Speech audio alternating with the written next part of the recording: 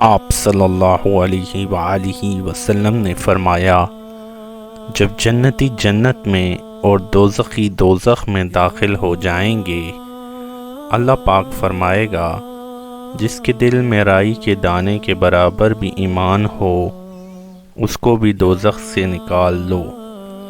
تب ایسے لوگ دوزخ سے نکال لیے جائیں گے اور وہ جل کر کوئلے کی طرح سیاہ ہو چکے ہوں گے، پھر زندگی کی نہر میں یا بارش کے پانی میں ڈالے جائیں گے۔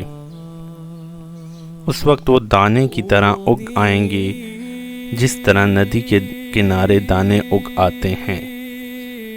کیا تم نے نہیں دیکھا کہ دانہ زردی مائل پیچ در پیچ نکلتا ہے؟ صحیح بخاری حدیث نمبر 22۔